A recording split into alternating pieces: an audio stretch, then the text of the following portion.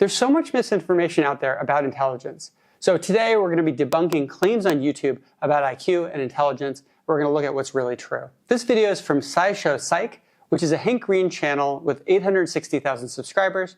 They do a lot of content about psychology. People love to bring up how Einstein had a genius-level IQ of 160, and to join Mensa, you need to have an IQ of at least 130. Yeah, it's funny. So many people think that Einstein had an IQ of 160. This idea is actually a little bit silly because, as far as anyone knows, Einstein never took an IQ test. And we can't just say because he was a great genius who developed all these really fascinating and important ideas in physics that he necessarily had an IQ of 160. There are many different things that go into creative success.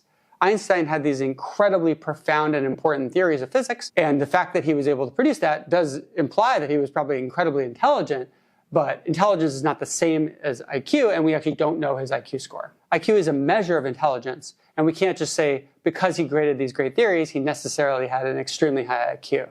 But is IQ even a good way to measure intelligence? Well, that depends on how you define intelligence. IQ scores may be a useful shorthand to talk about education strategies for big groups of people, like when discussing public policy. But IQ can be affected by a lot of factors, even things as subjective as your motivation while taking the test. Yeah, it's absolutely true that your motivation taking a test can affect your IQ scores.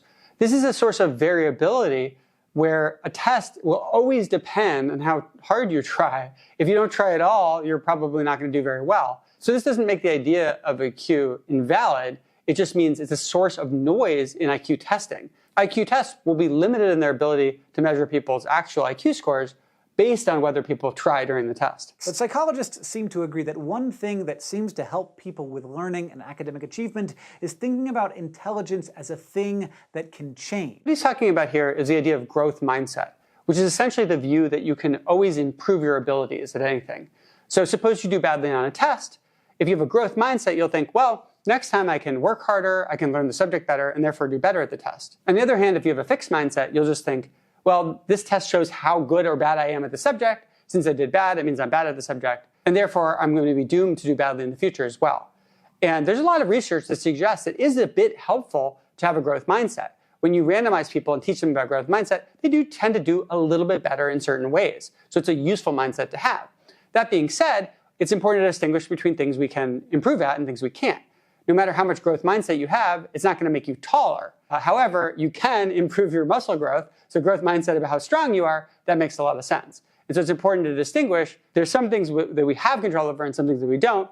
And having a growth mindset about the things we do have control over can be very valuable. This video is from the very popular YouTube channel Veritasium. They have almost 20 million subscribers. Tomorrow I'm going to do an IQ test for real. Before I do that, I want to try to improve my score. And so I'm going to try to do a whole bunch of practice tests. I think this test is trainable, but tomorrow we're going to see whether that's true or not. So are IQ tests trainable? It's a really interesting question. If you take any specific type of question on an IQ test, for example, vocabulary questions or puzzle-solving questions, you'll find that you can actually improve at them through practice. If you do a whole bunch of those questions, especially if you kind of break down the mistakes you made, you can get better at them.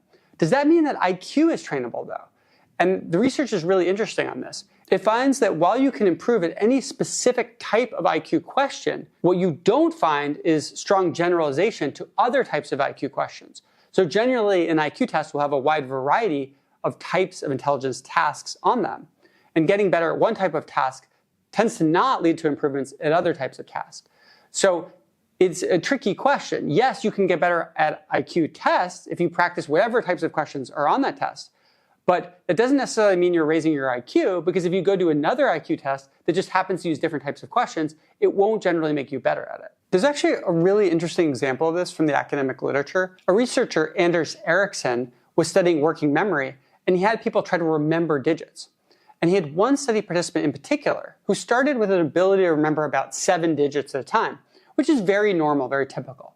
But over 2 years, he had this person do hundreds of sessions where they had to try to remember digits. Well, by the end, this person was able to remember something like 80 digits at a time, which is way beyond what normal people are able to do.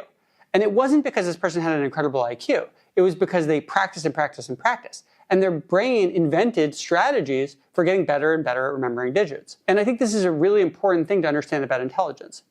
You can get better at any aspect of intelligence that you want to practice. Go pick that particular task, practice it, break down your mistakes, and you'll get better and better and better. But that's different than saying you're improving your IQ. They're simply improving their ability at that type of task. This is a YouTube short about IQ that has almost 10 million views. The person with the highest IQ of all time could at 18 months read through newspapers and at 5 years old calculate the day of any date in the past 10 years. He got into Harvard University at 11 years old and could speak 25 languages. His name is William James Sidis, and he is estimated to have had an IQ of 275. So notice I use the word estimated. So Sidis never took an IQ test, as far as anyone's aware. I don't even know that IQ tests existed at the time. In fact, he was born just before 1900, and IQ testing was very early, and there's no way he took a valid IQ test that could measure his IQ at that level.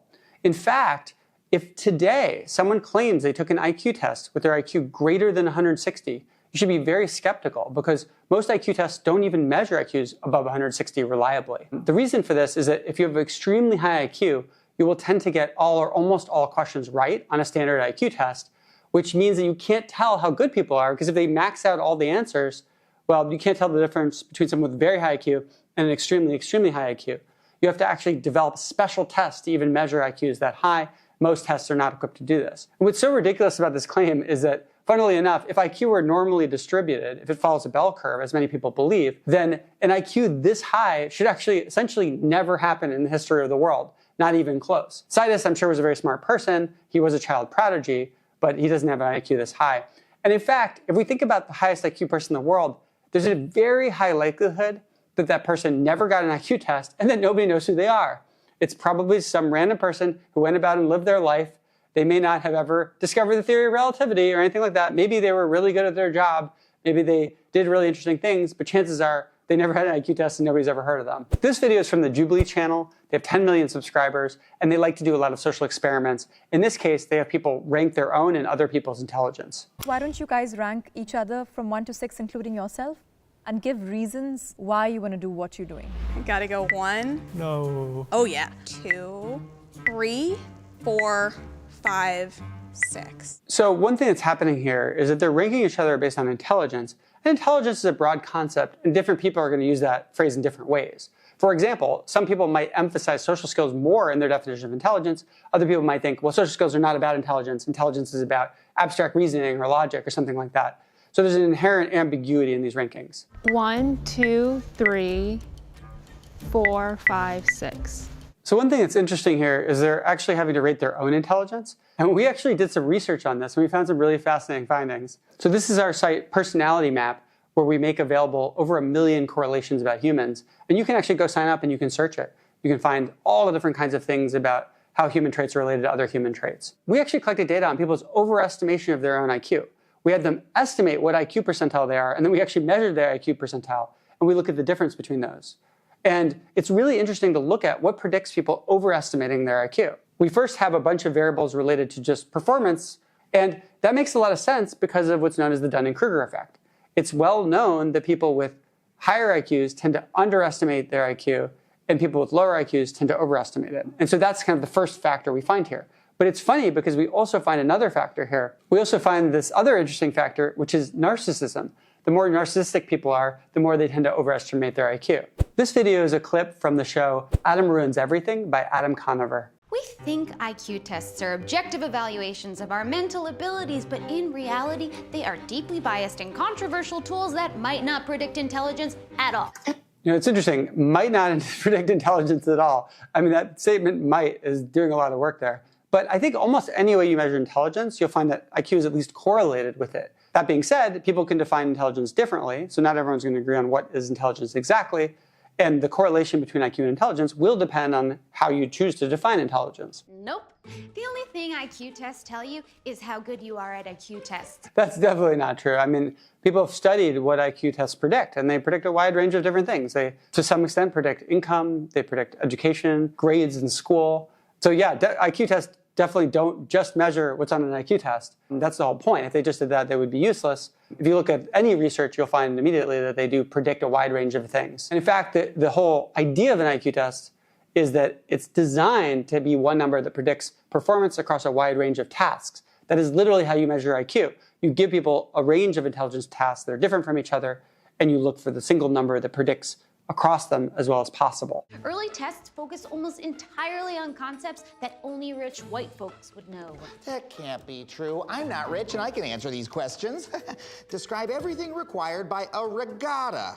Well, there absolutely are ways of measuring IQ that are extremely biased, right? If you ask for factual knowledge that tends to be cultural, then you're going to find that some people will perform better because of their cultural background. There have been attempts to try to make tests that are less culturally based.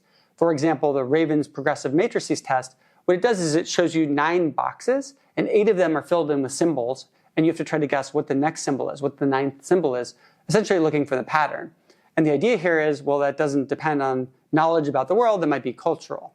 However, it could still be a bit problematic because if you grew up in a culture where you tend to do tests of that type, even if it's not exactly the same, you'll have more practice. Where if you come from a culture where you've never ever seen anything like that before, then you'll have more of a disadvantage of doing that kind of task. This video is from Brainy Dose. They have 2.4 million subscribers. Have you ever encountered someone who really wanted everyone to think they were smart? And whether they were using big words or just flaunting their nerdy hobby, it was quite obvious that they weren't as bright as they tried to appear. While smart individuals are more likely to believe that they aren't particularly smart. So that's actually false. People who are, well, at least if we think of IQ as a measure of intelligence, people with higher IQs do tend to believe they have high IQs. So there is a link between having a high IQ and believing you have a high IQ. I think a lot of times people get confused about this because they think about things like the Dunning-Kruger effect, which is that people with higher IQs tend to underestimate their IQ, which is true. So higher IQ people do tend to think they have higher IQs, but they also tend to underestimate their IQ. Both of those things are true simultaneously. So as we can see in this chart, for example, the blue line here, the trend line does go up. People with higher measured IQ do assess their IQ as being higher. Not by a lot, but they do assess it as higher. So higher IQ people do think they have higher IQs on average, but they also tend to underestimate their IQs. I hope you found today's discussion informative. If you're interested in understanding your intelligence better, we have a cognitive assessment we make. You can find it on our website, clearthinking.org. It measures 7 different aspects of your intelligence and gives you a full report to help you understand yourself better. You might enjoy our video where we ran a giant study in intelligence and we tested many different claims about it. If you found this video interesting, I'd really appreciate it if you'd subscribe to our channel.